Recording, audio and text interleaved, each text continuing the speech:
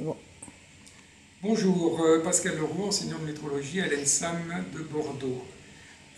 Ici, nous allons découvrir ce qu'est une salle de métrologie.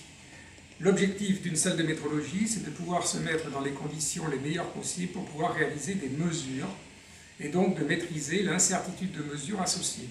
Pour cela, la salle de métrologie doit permettre de garantir la maîtrise des facteurs d'environnement liés à la mesure.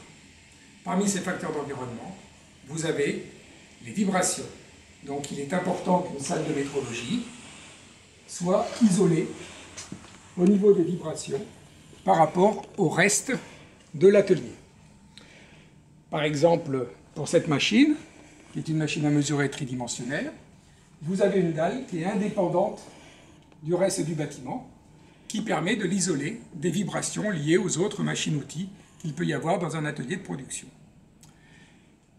Deuxième chose, on souhaite limiter également l'influence des phénomènes électromagnétiques. Ces phénomènes électromagnétiques viennent perturber des appareils sensibles. Par exemple, des appareils qui travaillent soit par des capteurs à induction, soit capacitifs, comme une machine de mesure de circularité. Ici, cette machine, Taluron.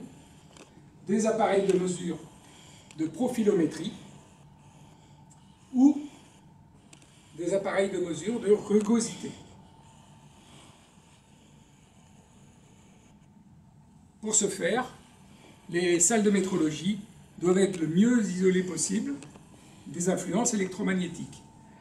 Et pour cela, souvent, on réalise une cage de Faraday, c'est-à-dire que l'ensemble des murs sont doublés d'une grille métallique qui est mise à la masse, à la terre, pardon, qui est mise à la terre, et qui permet donc d'isoler des ondes électromagnétiques, le laboratoire. Ensuite, il y a les phénomènes de pression et d'hygrométrie. La pression et l'hygrométrie vont être contrôlées, comme la température que l'on va voir juste après, vont être contrôlées à l'aide d'une climatisation. On va toujours essayer d'avoir une pression légèrement supérieure à la pression atmosphérique, pour que lorsqu'on rentre dans le laboratoire, l'air ait plutôt envie de sortir que de rentrer, et donc d'éviter la pénétration d'impuretés. Ensuite, au niveau de l'hygrométrie, on va essayer de maintenir une hygrométrie de l'ordre de 55% d'hygrométrie dans l'air, de manière à ce que les opérateurs qui travaillent dans ces salles puissent travailler dans les meilleures conditions possibles et donc ne s'assèchent pas. Sinon, pour la bonne conservation du matériel, on aimerait des hygrométries plus faibles. Il reste le facteur dominant qui perturbe le plus les mesures, surtout dans le domaine dimensionnel qui nous intéresse, c'est la température. Donc pour la température, la climatisation va intervenir, et pour pouvoir maîtriser cette température, nous avons une régulation de température qui se fait, et on la contrôle périodiquement à l'aide d'un relevé de température que l'on fait, et qui, dans les salles de métrologie professionnelles, vont être enregistrés, mémorisés, pour assurer que la température de la salle est entre 20 degrés, et 19,8 degrés, c'est-à-dire 20 degrés plus ou moins 20 degrés plus ou moins 2 degrés. Pardon.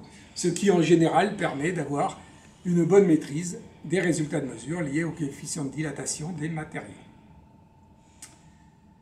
Maintenant, nous allons faire un petit tour rapide du laboratoire, tel qu'il est présenté ici, puisque cette salle, aménagée à l'ENSAM, est assez représentative de ce que l'on trouve dans les PMI de la région Aquitaine. Je vous ai montré tout à l'heure la machine à mesurer tridimensionnelle très rapidement. Vous avez également les appareils que l'on a vus tout à l'heure de circularité, de profilométrie ou de rugosité. Et vous avez ensuite un certain nombre de parcs de matériel divers correspondant à tout ce qu'on appelle la mesure conventionnelle.